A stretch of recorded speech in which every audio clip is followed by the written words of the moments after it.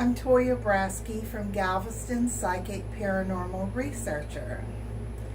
Tonight I wanted to just share with you more about my breast surgery updates and what I've learned from my research. I'm never embarrassed to talk about my breast surgery or what I've been through because this is how we all learn. I hope that sharing my information helps someone else's cases.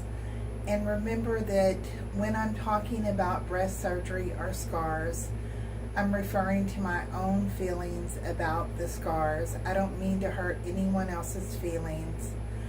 Just for me, I'm explaining the way that I feel regarding my body and my image. So please don't let anything that I say offend you. So let me start with saying that please do your research, because very often we go into a doctor's office and we are afraid to ask questions. Many times we're intimidated and we think, oh, I shouldn't ask that because I might offend the doctor, or I shouldn't disagree with that. Okay.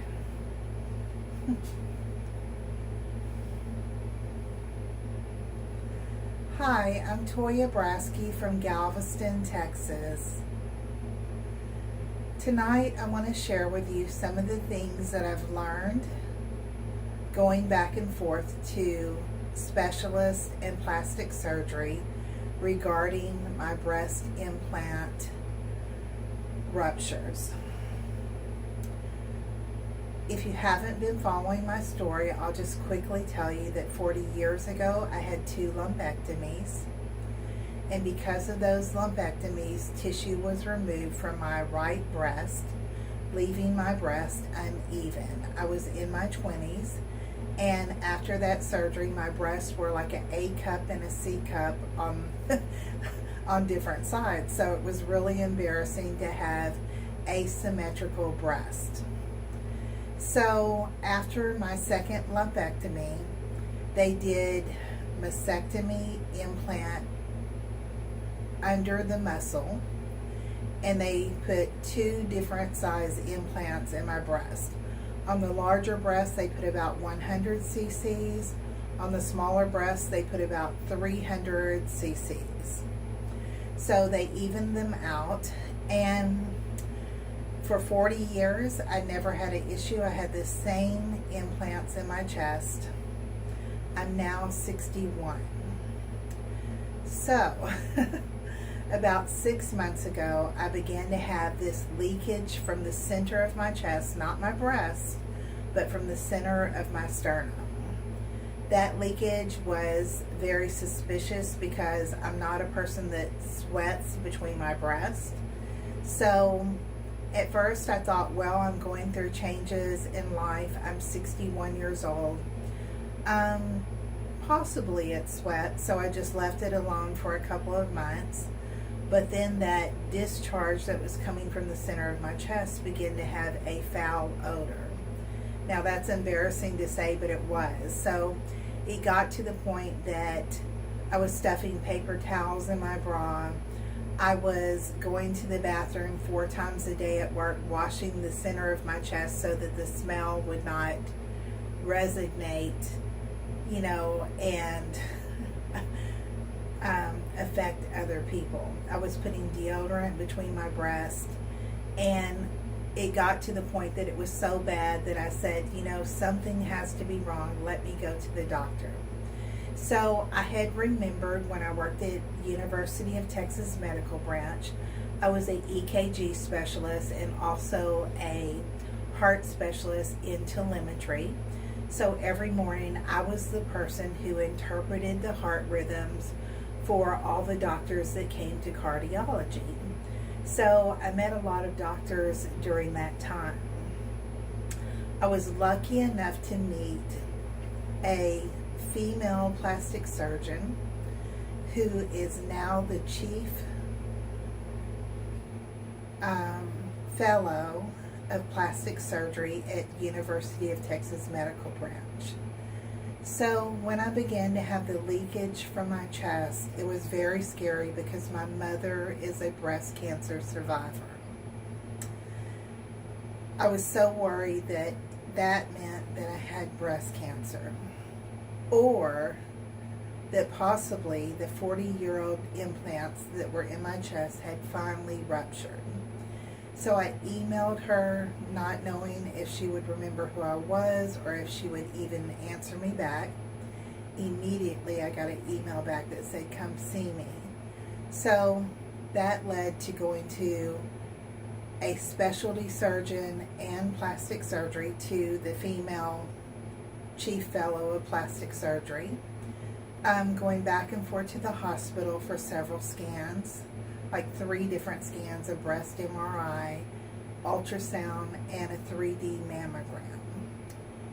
Every one of those scans revealed that I had multiple bilateral masses in both breasts, and both implants had ruptured. And one of the most embarrassing things is, you will notice in a lot of my videos, maybe you haven't noticed until now, but in a lot of my videos when I'm wearing something very tight, which I hardly ever do, but when I do, you will notice that one of my breasts, I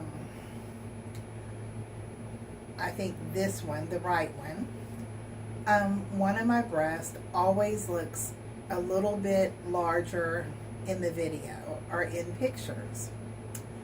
The reason for that is because after the implants ruptured, they are underneath my muscle. At first, they flattened out and leaked out in my chest under the muscle, but in the past couple of months, the implant that was down here migrated up into my armpit, and it is somewhere over here. So there's nothing I can do until my surgery. So if you've noticed that I've had kind of a asymmetry, uneven breast in a lot of my pictures or in my videos, it's not just that my body is turned like this. It's really because this breast is sticking out to the side, because that implant that ruptured floated up into my armpit over here. It's actually quite painful because it's pressing on nerves and things like that, but it is sitting up here in the side of my breast. There's absolutely nothing I can do until my surgery, which is August the 14th, 2025. Now, what I want to talk to you about is misconceptions. So, I never wanted to have another breast surgery, ever. Doing it once was the only thing that I wanted to do in my 20s. I hope that I would never have to come back to the doctor. That's not really realistic, because eventually your implants will need to be replaced. At the time I was young, I didn't really think about it. And so I just waited until the implants ruptured, and then now I have an issue. So I always really thought my breasts were very attractive. In my family, all of the women have very dense, round breasts. Now, cosmetically, dense breasts are very admirable because they're always full and thick and round, and so cosmetically that's wonderful. But actually, dense breasts have a higher incident of breast cancer. My mother is a breast cancer survivor, so finding out that I had multiple masses in each breast, like about 20 masses, and then having ruptured implants was quite scary. Now, several things were presented to me. When I first went to the plastic surgery office, because of all of the masses, some of the radiologists had actually labeled at least 2 of my masses as BIRAD4, which is a code in ultrasound or radiology for possible malignancy. So at the time, they were treating me like I may have breast cancer. So they sat me down and I had to watch a video about breast reconstruction, which was mastectomies, taking skin from the stomach and rebuilding the breast, taking skin from the back, different places of the body, and rebuilding the breast by cutting them off and using donor skin from another area of the body. Just watching that video made me want to go AWOL, like run out of the office. It was so terrifying that I was panicking. I thought it was awful. So that resulted in me having 2 biopsies. Out of all those masses in my breast, the thing that's disturbing to me is I had 2 biopsies, 1 biopsy on each breast. They actually only biopsied 1 mass in each breast. Now, I guess that's just guessing that if those are non-cancerous, the rest possibly are non-cancerous too. But it gave me a feeling of worry that biopsying 1 mass out of all of those masses in each breast was not enough. And it gave me a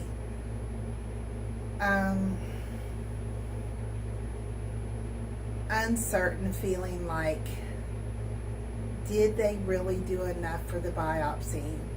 Did they check all of the masses? Am I able to proceed with this with confidence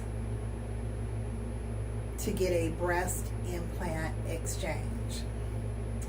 So I went to the plastic surgeon and I had a consultation about my breast.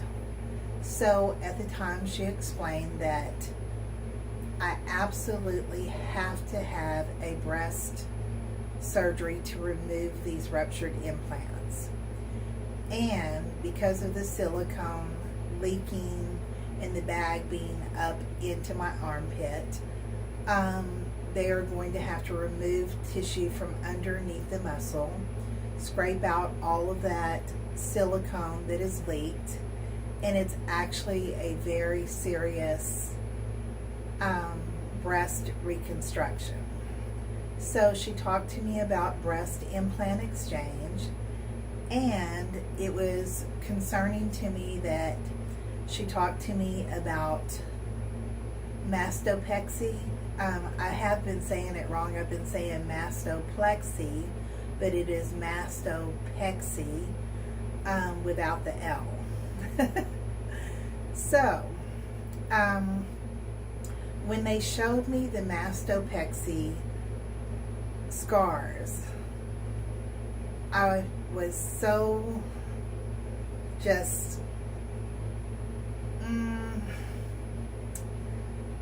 I want to say shocked and offended, and I hated the scars from the mastopexy. Having really pretty breasts with very minimal scarring from the surgery 40 years ago made me not want to have any massive scarring. I'm a person that I'm very feminine. I love to be very girly. I love to be very womanly.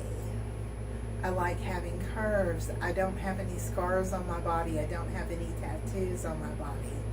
The surgeon from 40 years ago did such a little tiny scar. I mean, it was razor blade thin. You could hardly tell that any surgery has ever been done on my breast. So when I saw the mastopexy scars, they're quite prominent. That involves cutting, just removing my implant is going to be like filleting my breast. Literally from side to side, there's going to be huge cuts in my breast where they are going to have to cut under my breast, down to the muscle, lift up that muscle, cut out an entire capsule of my breast, and then after that, they're going to either do the mastopexy, which involves a scar, which is a vertical scar that's cut up the breast, like from the bottom to your nipple, then around the nipple, and the nipple is actually placed higher, and then they sew this up. I hated that. You know what? I thought that it looked like a patch quilt or like some kind of Frankenstein surgery. It just looked so ugly to me that it just sent me reeling like, no way am I going to do this. So I thought if I just had an implant exchange and they put a larger implant in my breast, that it would be very much like stuffing a teddy bear. You know, like say that you had a shell of a teddy bear and you were stuffing the face of a teddy bear. So, you know, the snout of a teddy bear, we're going to use that as an example, like the breast. So the snout of the teddy bear has a nose on it. So if it's not stuffed, that nose is kind of deflated and it's kind of hanging lower. And by the way, my breasts are not terrible. My nipple is not completely centered like it was when I was 20. I'm now 61. So my nipple has dropped a little bit lower. It's not hanging down here, but it is a little bit lower. So I had the misconception that if they stuffed my breast with a large enough implant, a replacement implant, that would force my nipple to rise higher, you know, kind of like the concept that if I was stuffing a teddy bear and I had to stuff the snout and the nose was, you know, hanging or downward, that the more that I stuffed that snout, you could get the desired effect of raising the nose up to the level that you wanted. So I was really thinking like that when she was explaining the surgery to me. I was thinking, well, why can't you just take a round implant and stuff my breast enough on the bottom and the top that it would force my nipple to go to the center? And she was telling me that that's not possible, that the implant could give the illusion of a fuller breast, but basically putting a large implant into the breast may only raise the nipple maybe a half of an inch, which is really not a lot. So I didn't believe her. I really sort of thought, no, I think I'm right if I insist on a larger implant and I asked for a high profile implant, I think it's going to raise the nipple. So I said I absolutely do not want a mastopexy. I don't want the scarring. I just want the implant exchange. So I left the office. Several months went by because we're waiting for insurance approval, things like that. So during that time, I decided to look up implant-only cases. I wanted to see the before and after of what happens to the nipple.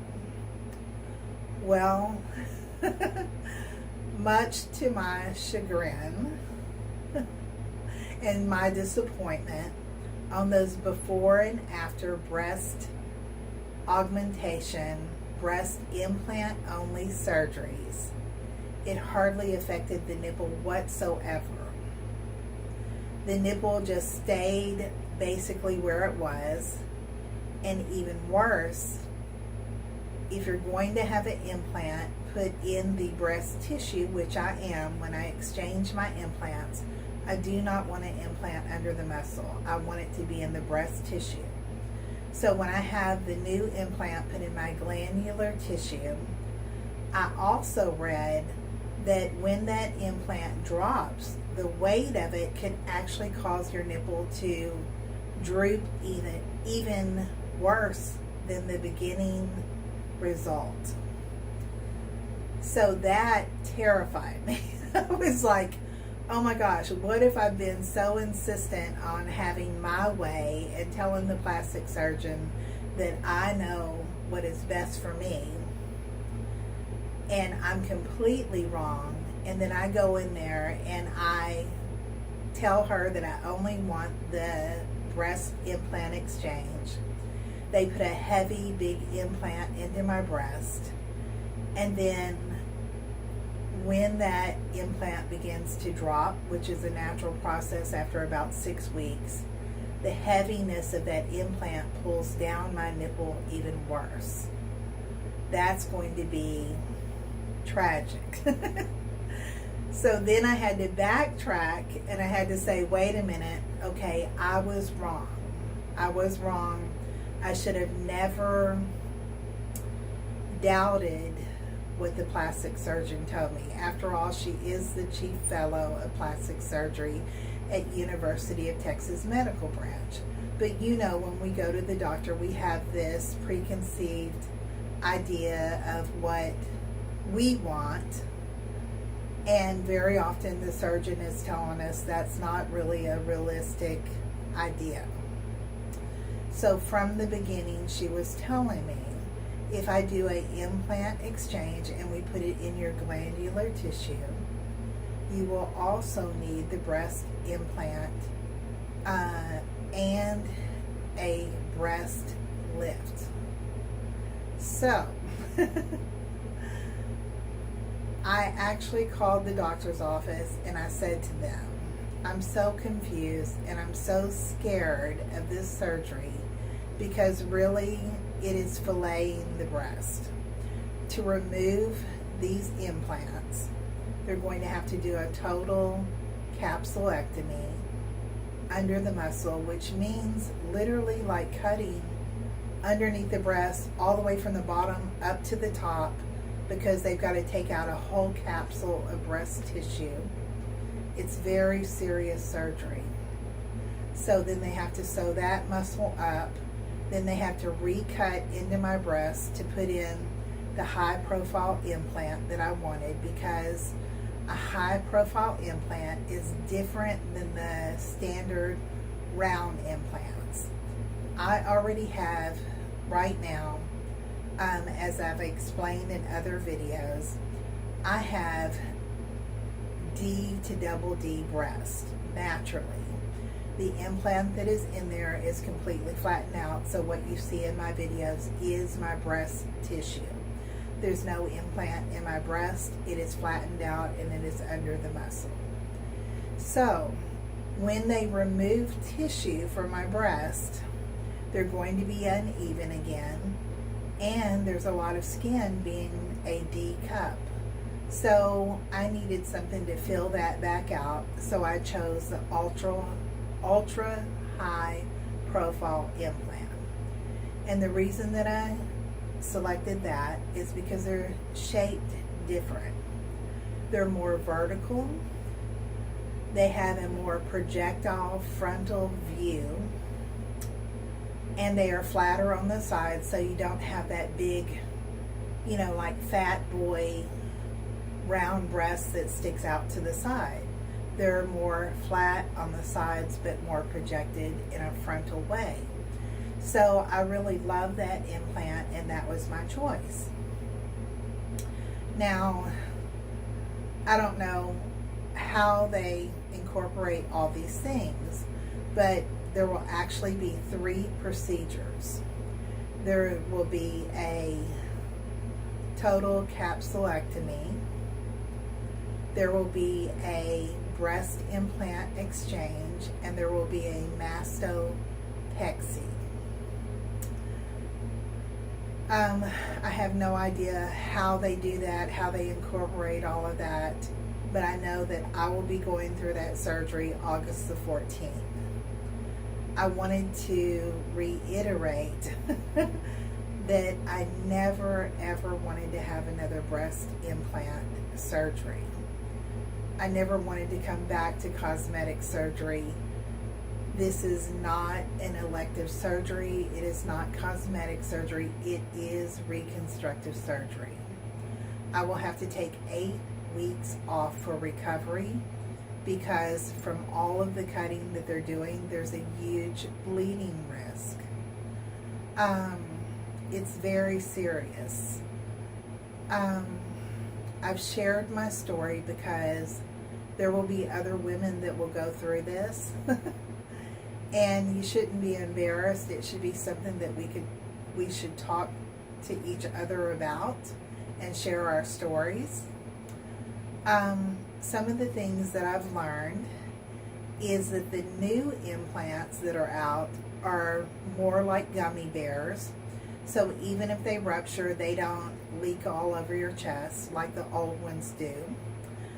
So that's refreshing to know. A lot of people have asked me, well, why would you put silicone in your breast again after going through all of this? Well, I had the option of saline. I do not like the option of saline. It's too much like a water balloon, that sloshing around and things like that. I just couldn't stand it. I could have had a breast reduction and sewed up my breast to smaller breast, but I really like being curvy. I like being very feminine. I don't want huge, gross breasts. I just want them to be basically the same like they are now. So that's possible with this surgery and choosing the silicone breast implants. Now, it's a myth. It's not true that they have to be replaced every 10 years. The newer implants have a longer shelf life, 15 years, maybe even longer. I mean, the implants that I had in my chest lasted 40 years before they ruptured. So look, if I'm 61 now, these new implants that I'm getting could last my lifetime. So I have chosen to put silicone back in my breast. There is something called the Women's Rights Act, which is for women who have cancer and also non-cancerous conditions, who have lumpectomies, mastectomies, and it covers major breast reconstruction. So my insurance, because of my health condition, because of all the masses in my breast and the ruptured silicone which is leaked into my chest and migrated up into my armpit, my insurance company is covering this surgery. I'm very lucky for that. I feel very blessed for that. Of course, we're never prepared for this kind of stuff. If you think that in any way that I'm happy about this surgery, I'm not. I never ever wanted to have another surgery. I'm terrified. I'm terrified of going under the knife. I'm terrified of how serious the cutting is with this surgery and how much cutting they have to do to reconstruct my breast. I'm scared of the financial strain that it's putting on me, where I don't have any income for 2 months because I have to be in recovery for 2 months. It's quite devastating, but it's something that I have to do.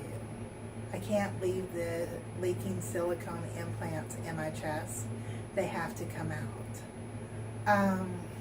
I'm working up until the last day before my surgery because I still have to come up with $3,500, which is my out-of-pocket for the insurance. I've already fully paid my deductible, but these days the hospitals also want you to have your out-of-pocket paid up before you have the surgery. So that was a big strain to me to have to go through that because earlier in my life I was a state of Texas employee 3 times. I was a EKG specialist and telemetry tech in ICU and also cardiology at 2 major hospitals. I did major security, college campus security for a state of Texas university, and I was also a state of Texas correctional officer. So with all of those jobs, I had fully covered state of Texas medical insurance. I had paid time off. I had all of that. But in 2023, I actually retired. And so now I'm only working a security job. That security job does not pay sick time, paid time off, or any of that. And I'm only making half of my state of Texas income. So this has been something that has broke me. I never imagined that my entire 2025, that every paycheck that I've made has gone to the hospital or doctor visits or for hospital tests or for surgery. I mean, every single check. I've been so broke from month to month that I didn't think that I could make it. And it is only because of grace. My landlady is 90 years old. She knew that I have to have this surgery, and she told me that for the 2 months that I have to take off for recovery, that I don't have to pay rent, that after I recover, I can pay that little by little. And so if it wasn't for her grace, really honest to God, I don't know if I would have been able to make it through this surgery. So thank God for good people on this earth that are helpful in that way. I didn't have a lot of family help. Really, I'm kind of going through this alone. My sister is a RN, a registered nurse, and she really wanted to help me. She offered to help me and said that I could stay with her for a week after the surgery. But she just had major surgery on her back, and so she's going through physical therapy. My brother has had 6 back surgeries, and he, is on disability, and he has his own family issues. My mother is very elderly. She can't help me. So basically, after surgery, I'm coming home alone and taking care of myself. So it's somewhat therapeutic for me to talk about these surgeries on my social media, just to have somebody to talk to about it. It's a very difficult thing for me. I had to go to my plastic surgery office and tell them that I had to postpone my surgery until I could do all of the research on all of these procedures and know what I'm facing. I felt like possibly they were a little bit upset because they told me, if you change your mind about any of the procedures, you're going to delay your surgery. Well, I felt like I would rather delay my surgery and be certain about the procedures that I'm going to have and be informed about what's going to happen, So I called them and I said, well, go ahead and delay the surgery because I need to think about this. I need to heavily think about what exactly is going to happen. I told her when I called back that I had a lot of time to research. I told her I was wrong. I should have believed you when you told me that I needed a breast implant and a breast lift. And I told her I was completely wrong.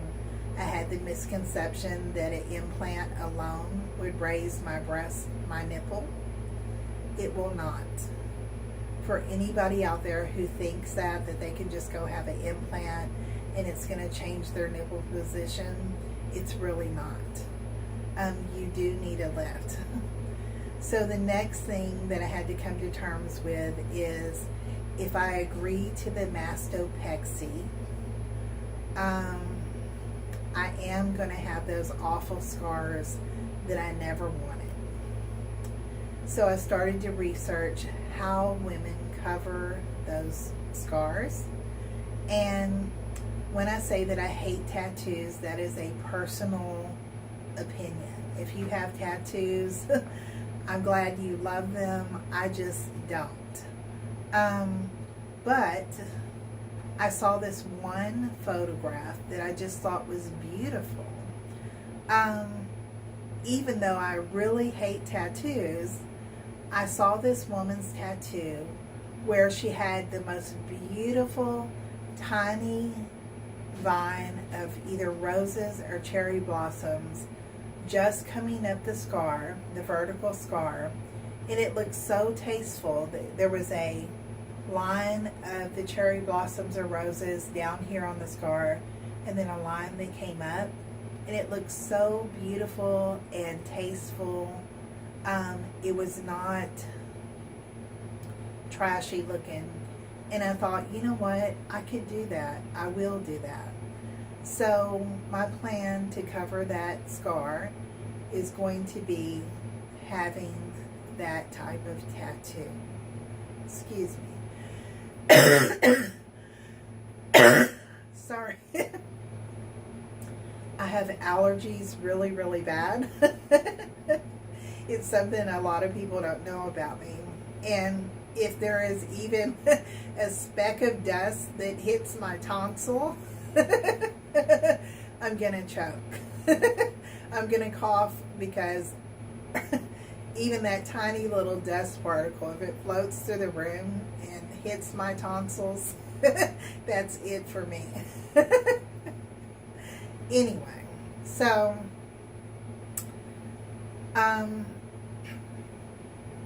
I want to tell you today, if you have any doubts or concerns about having surgery, about any procedure for a doctor, it's better to be honest. Sorry.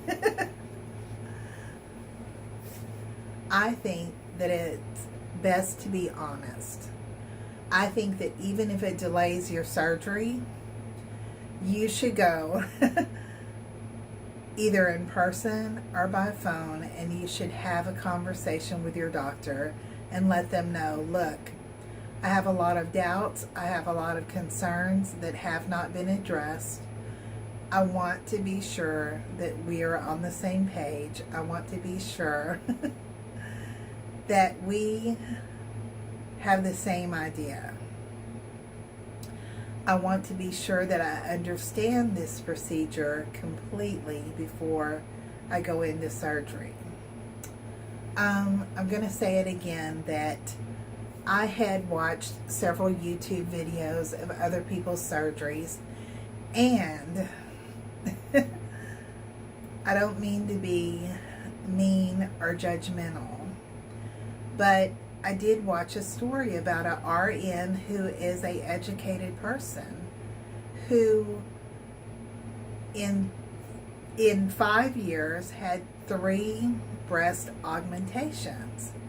That is just so crazy to me. That is a person that did not, before their surgery, really have communication and really say, you know what, I'm not sure about this. I'm not sure about the shape. I'm not sure about the implant. I'm not sure about my body size. I'm not sure what I want. So she got implants, and then every time that she got implants, she was like, I don't like the shape. I don't like the size. They're not right for my body. So in 5 years, she had 3 different breast implant surgeries. First, any plastic surgeon should have said, you know what, I'm not going to do 3 different surgeries on you. I'm not. So after the 3 implant surgeries in 5 years, then she had a explant surgery where she removed the implants completely. See, I'm glad that even though I might be troublesome and kind of a nuisance with all my questions and all my doubts to my doctors, I'm glad that I came to them and I said, you know what, let's postpone this until I feel sure about these procedures. I don't want to have the procedure and then later be like, oh my God, why did I do this? And after I did my research, I realized I'm very stubborn. Had I gotten my way and I insisted on only having a breast implant exchange, and they would have put the high profile implant in my breast, being a D cup, with my nipple not being centered but being a little bit lower, the weight of that high profile large implant would have pulled my nipple down even more. I would have been so unhappy with that result. So I had to admit that I was wrong. I had to tell my plastic surgeon, you know, I'm sorry that I'm such a stubborn person, that I did not want to listen to you, and that it's true. I do hate that scar. I hate it with a passion. I hate the mastopexy, anchor, or lollipop scar. Now, there is a scar where they just cut around the nipple only and there's no vertical scar. I don't know what my plastic surgeon is going to need to do in my case, but I've given her the okay to make the decision. Either she can just cut around the nipple and do a lift if she feels that that would be enough, but I want her to use her best judgment on my case.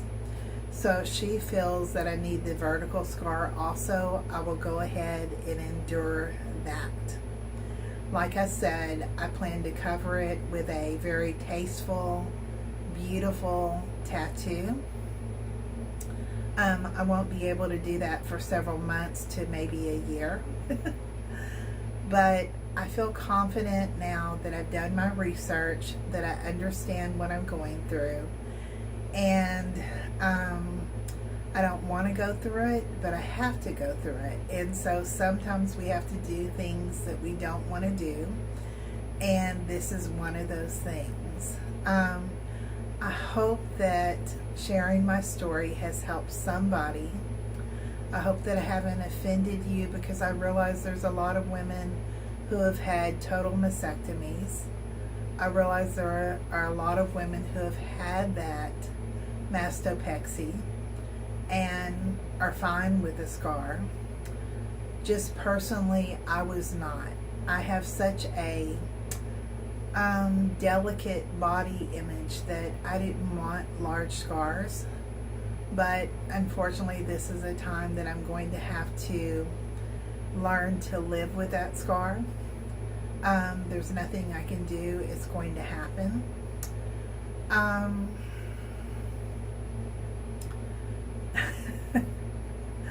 I'm trying to think of some of the other things. Okay, so in my previous video, I wanted to tell you that when your breast drops, there is a medical term for it. It's spelled P-T-O-S-I-S,